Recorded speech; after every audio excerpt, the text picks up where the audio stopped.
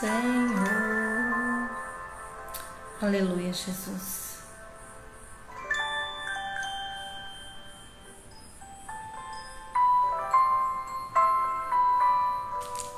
A paz do Senhor Jesus.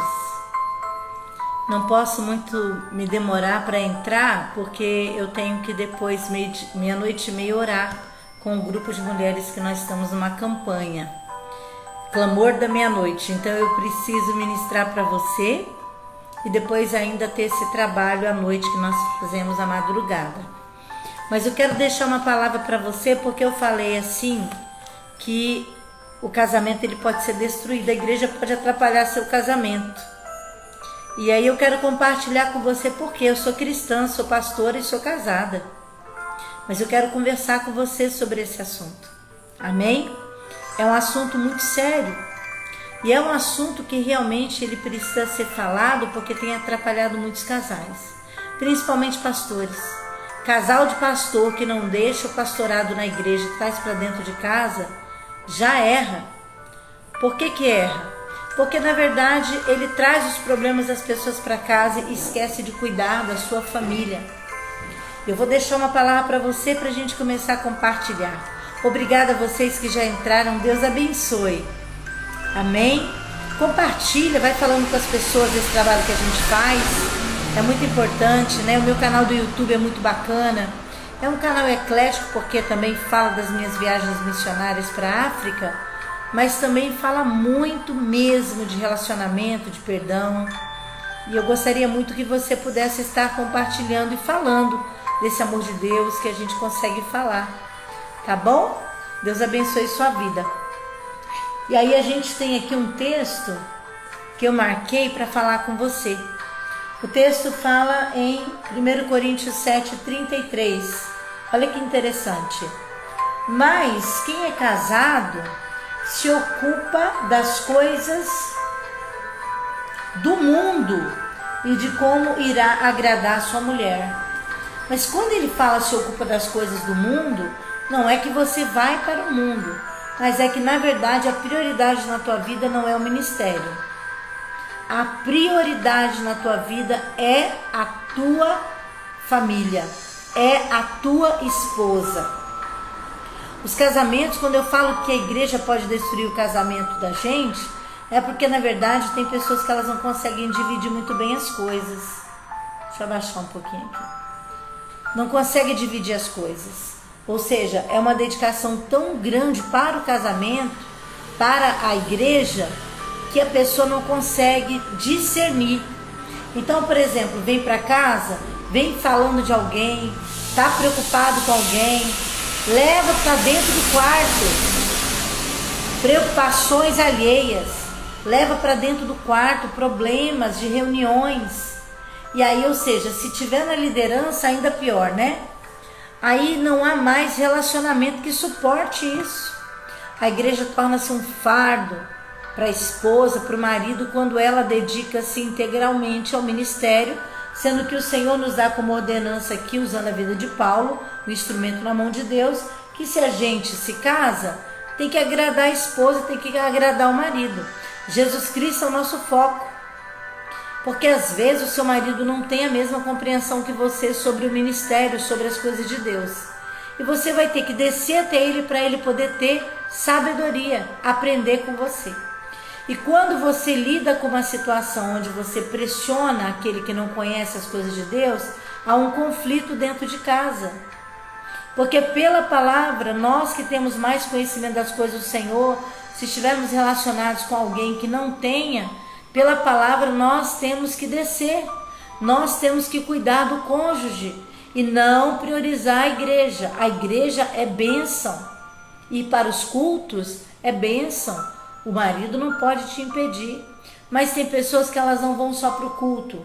As pessoas sem sabedoria, sai de manhã, vai para a intercessão, depois já fica para o bazar, vai em casa, faz uma comida correndo, as coisas ficam todas jogadas lá, mas é uma mulher de Deus, está dentro da igreja todo o tempo. À tarde está limpando a igreja, à noite vai ter o culto. O marido não quis ir naquele dia, você não vai, mas eu vou. Aí o que acontece? Você deixa de adorar ao Senhor com a sua família, com seu marido, para ir para a igreja, para agradar pastor, para agradar liderança, porque você é líder. Mas às vezes você não teve a sabedoria de entender que o teu esposo não está na sua mesma estrutura espiritual. Aí você não cuida da casa. Quando você tem um marido que larga tudo para ir junto com você para fazer uma obra, amém. Mas quando isso não acontece, ou quando o pastor cobra demais de vocês, a presença, as atitudes de líderes, é líder de casais, é líder de jovens, de não sei o que, você não tem tempo para a sua vida. Eu tenho uma filha que foi criada no berço evangélico, levita toda, maravilhosa minha filha. Meu genro é uma bênção. Se casaram na igreja, se conheceram na igreja, mas ela tinha muito potencial e ela tem. E ele também para jovens. Só que infelizmente nessa época, a pastora é uma bênção, o pastor de lá onde ela está, onde ela mora muito longe de mim. Mas ele não teve a sabedoria de entender que ela precisava de um tempo para conhecer o esposo. Por quê? Porque ela se casou de acordo com a palavra, com cortejo, sem intimidade, esperando o tempo de Deus. Então logo que ela se casou, eles passaram uma semana em lua de mel, quando voltou, o pastor já colocou na mão deles a responsabilidade de liderar casais jovens, uma igreja muito grande. Mas aí houve o peso dessa liderança, juntamente com a responsabilidade dela, do louvor, porque ela tanto é instrumentista como ela canta. E uma igreja muito grande, com muito suporte, mas queria sugar demais. E isso assustou o casal. E aí entrou a pandemia e eles começaram a se conhecer no tempo da pandemia. Por quê? Porque na verdade, no tempo do início do casamento, a igreja não entendeu que eles precisavam estar mais unidos. A paz para todos que estão entrando. Deus abençoe. Então, a igreja tem que ter um entendimento que se o homem não tem o conhecimento das coisas de Deus, aquela esposa tem que vir para a igreja, mas tem que dar atenção para o seu marido. Você não pode pegar a tua vida e se dedicar em primeiro lugar à igreja. Os casamentos estão se deteriorando na igreja porque a mulher, ela acha que ser mulher de Deus é estar todo o tempo auxiliando as pessoas, auxiliando os de fora. E que os de casa já não precisam desse auxílio porque ela já está ali. Não, isso está errado. A mulher de Deus, ela sim, ela vai para a igreja, ela busca o Senhor. Só que tem um detalhe: se essa mulher de Deus não assistenciar a sua família, todo o ministério dela não tem valor diante do Senhor. Não adianta você ser uma mulher que fala em línguas, que pula, rodopia. Não adianta você ser uma mulher que você revela, que você profetiza, que você faz e acontece na igreja. O povo te liga, te chama para você orar, pregar, e dentro de casa você só fala na igreja, você só se preocupa com as pessoas de fora e você deixa a tua família de lado. A igreja pode sim prejudicar o teu casamento. Cuidado! A igreja é para ser bênção para a família e não para destruir e dividir um lar. Muitas vezes o esposo, isso pesa mais hoje para a mulher, viu? Do que para o marido, né? É mais difícil. O homem, glória a Deus por um homem quando ele é bem convertido.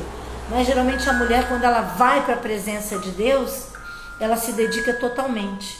Mas como eu li aqui na palavra, quem é casado se ocupa das coisas desse mundo, das coisas que eu digo desse mundo, da família, das coisas de casa, primeiro lugar. E de agradar a sua mulher, também aí falo, sua esposa, seu marido. Só que o que acontece? Isso não acontece de verdade em muitas situações. Quando liderança, você leva todos os problemas da igreja, as pessoas para dentro do seu quarto.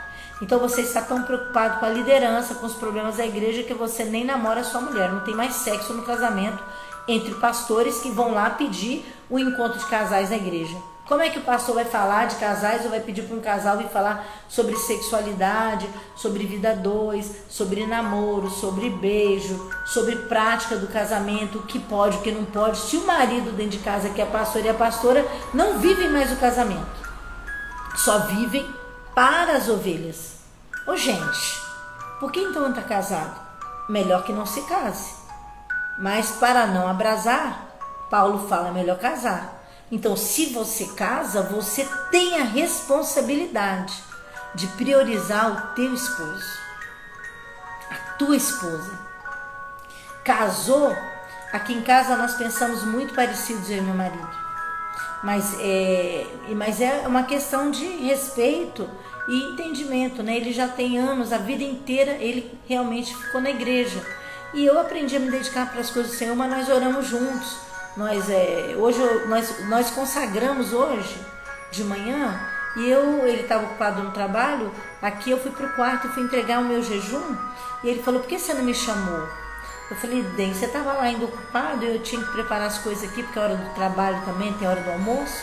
Então, ou seja, nós caminhamos numa mesma linha, mas eu aprendi como pastora, e eu estou te falando isso por experiência, e eu aprendi a duras penas que nosso casamento estava ficando cansado, nós estávamos cansados, estressados, porque a gente não tirava a capa pastoral para entrar dentro do quarto.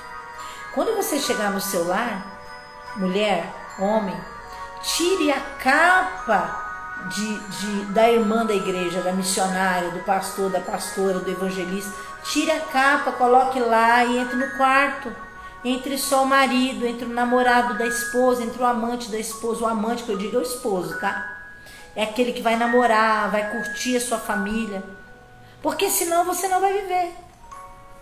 Os outros estão em casa descansados e você está preocupado porque fulano fez isso, fez aquilo, porque não está funcionando bem.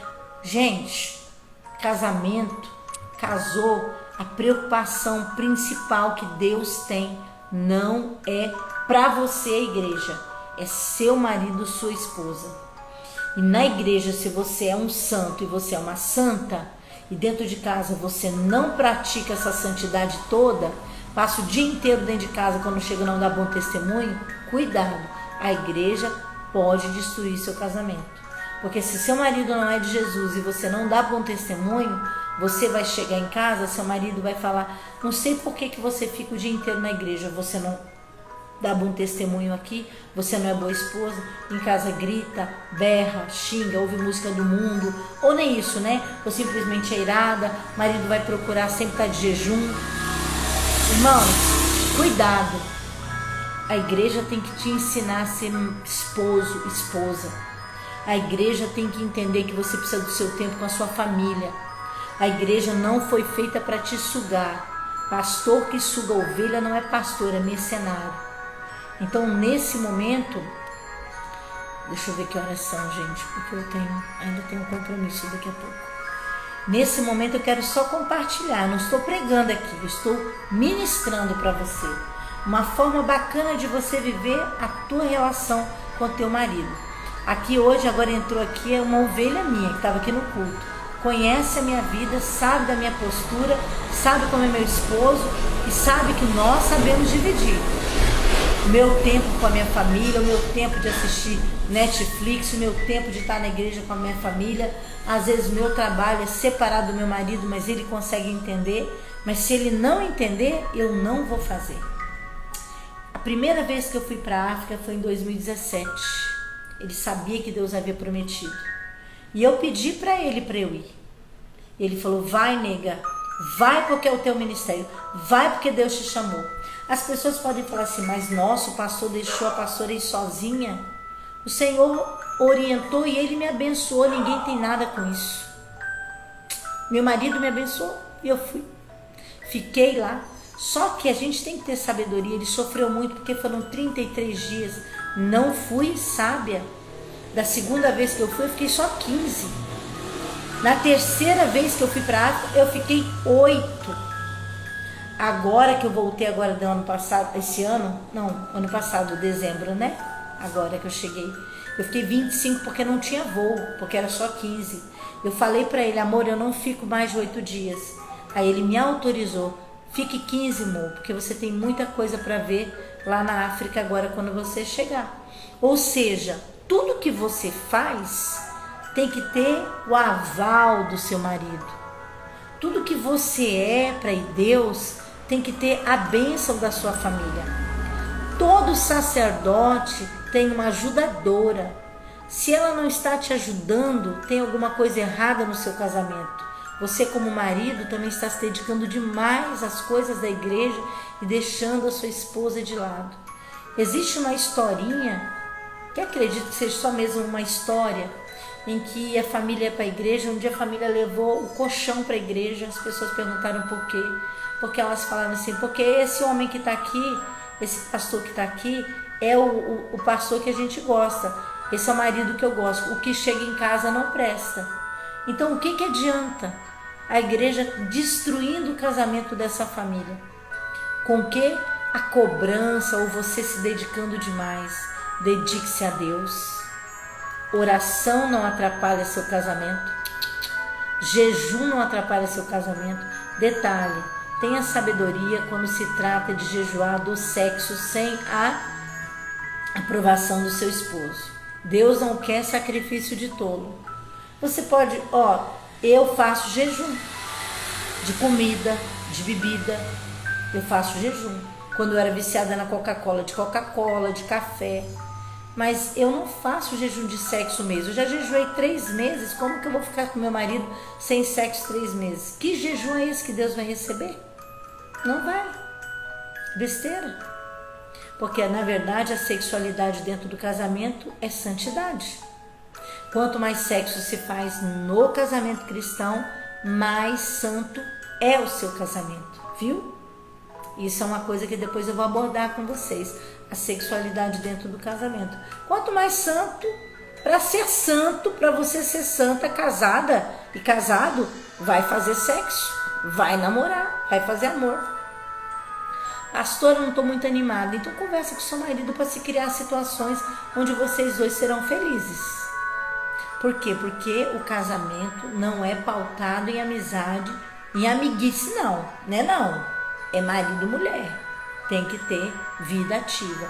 Só que a igreja às vezes consome tanto a pessoa que ela esquece de ter vida sexual, vida matrimonial, cuidar do marido, da esposa, cuida mais dos outros do que de casa. É homem de Deus na rua, é mulher de Deus na rua, mas em casa não presta para ser mulher de Deus, porque continua, pega a igreja, pega os ministérios ou departamentos, o que for, traz para dentro de casa e destrói seu casamento. É isso que você está fazendo? Destruindo seu casamento? Vale a pena botar o pastor acima de tudo? Dedicar a vida para o pastor, para a pastora? Só faltar um Deus pés do pastor e da pastora? E quando chegar em casa, o seu marido que lave as meias? O seu marido que passe a roupa dele? O seu marido que se vire para fazer uma comida porque você não teve tempo, porque você teve que dedicar o seu tempo para poder ficar cuidando da vida dos outros? Não, irmã, faz isso não. Você vai perder seu casamento e a igreja é culpada. Não é Deus, não é seu marido, não é a esposa. Então tenha sabedoria, amém? A gente está terminando mais uma vez. Amanhã eu volto para falar com você um pouquinho mais. E a gente vai deixar o tema que vai ser abordado. Mas o que eu falei é uma coisa muito simples. Se você não vigiar, você perde o seu casamento por causa da igreja. Você casou, você tem prestação de conta. Se não queria um marido, não casasse. A prioridade é ele.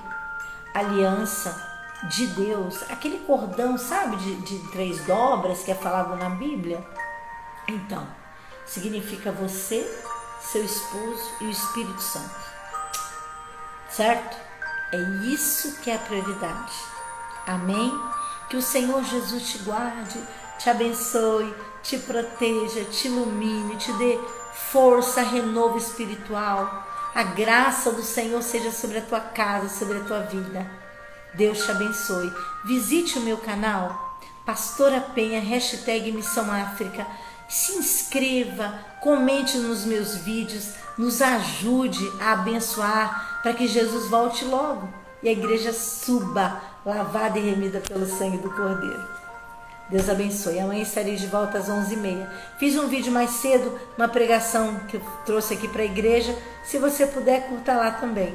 Tchau. Tchau, Aline. Tchau, Sarinha. Daqui a pouco estamos juntas em oração. Abner e Débora, Deus abençoe que entraram. Obrigada às pessoas que entraram. Tchau.